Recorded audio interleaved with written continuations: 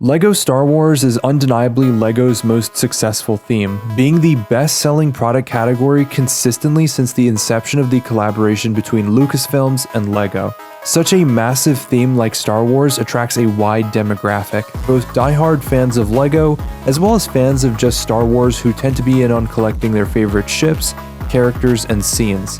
But what if I told you, in early 2015, LEGO would release a LEGO Star Wars product line so atrocious that you can still find unsold, unopened dead stock sitting on store shelves to this day, nearly a decade later? That's right, I'm talking about the LEGO Star Wars buildable figures.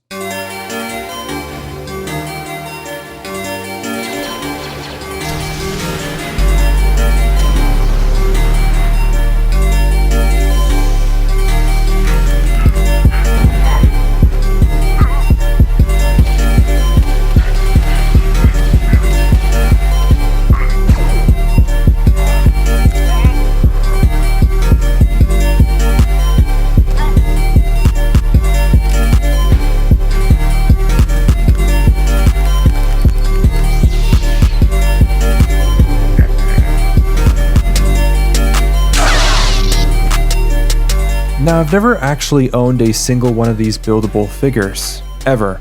I was more into late G1 and G2 Bionicle, as well as Hero Factory. Although, it doesn't help that these monstrosities came out during my dark age.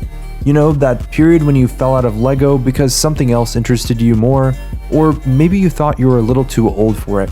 You know what I mean. Anyway, the point is, I'm not really sure what LEGO was thinking with these. My best guess is that they were trying to cash in on the success of Hasbro's action figures like Black Series, which seems to be their bread and butter. Nothing really new or revolutionary. I'm not really going to waste your time and do a super holistic overview of all the buildable figures that LEGO has made because, let's be honest, nobody actually cares about these, and I'm usually the one to talk about long forgotten and obscure dead LEGO themes. The first couple of sets from the buildable figs though weren't all that bad really. We got Jango Fett, Commander Cody, Obi-Wan, General Grievous, Luke Skywalker, and Darth Vader. I'm not really sure what's going on with Luke because I think he's got that Matt Rife looks-max chiseled jawline. That's going to be a consistent complaint for me about these action figures though. Everything looks pretty good up until you've got human skin showing. It has this uncanny valley feel to it. It's super unpleasant to look at, and it lacks a lot of that LEGO charm that we're used to with traditional LEGO minifigures. Rey, Finn, Poe, and a lot of other characters just struggle to look like their on-screen counterparts. Their minifigures, which don't even have noses by the way, look more like the source material than the action figures ever did. It also doesn't help that a lot of the characters that they chose to produce were forgettable at best. I mean, how could you forget such riveting characters like Chirrut Imwe, Baze Malbus, and Elite Praetorian Guard? Who are these people again? Right, that's because I actually never ended up watching Rogue One or the sequel trilogy. I mean, these figures did come out around the time that Disney was conducting a massive push to make an entirely new lineup of films.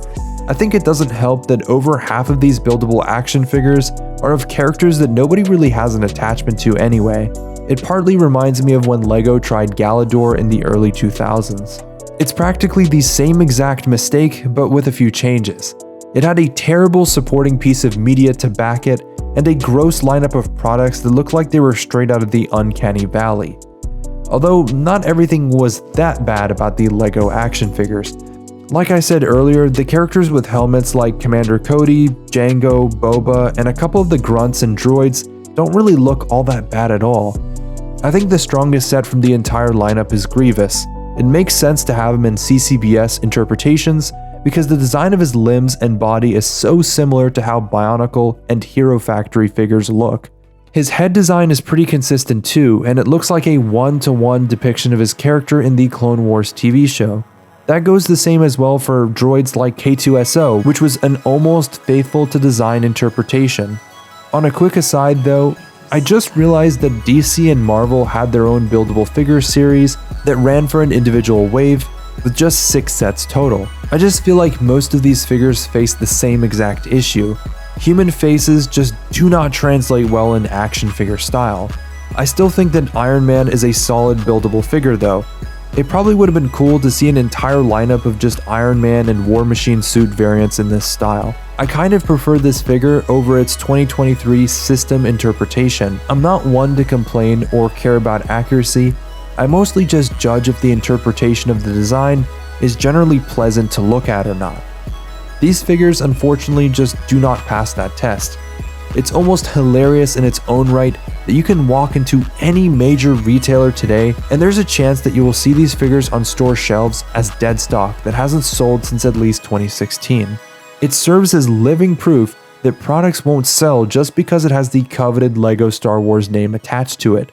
There has never been such a catastrophic failure of design since this sub-theme. I know I spent a lot of time ripping on and picking apart the appearance of these figures, but I really wanted to make a video absolutely tearing into these designs because it feels like an insulting send-off to the character and creature building system. Major themes like Hero Factory and Bionicle adapted and mastered the visual appeal of buildable action figures, and seeing a theme like Star Wars absolutely gutting the creative and visual design that made Hero Factory and Bionicle so special to me is frustrating. The most recent Bionicle gift with purchase was made with system pieces rather than the traditional construction pieces.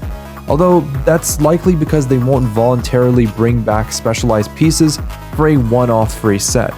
And it's likely that the poor sales of this theme is one of the reasons why LEGO hasn't made a theme utilizing CCBS since 2018. But that is just speculation though, and I'm curious to hear from all of you. Have any of you had the chance to experience these constructible action figures, and do you remember them differently than I do? Personally, I just can't help but to think it was a bitter end to yet another great LEGO parts system.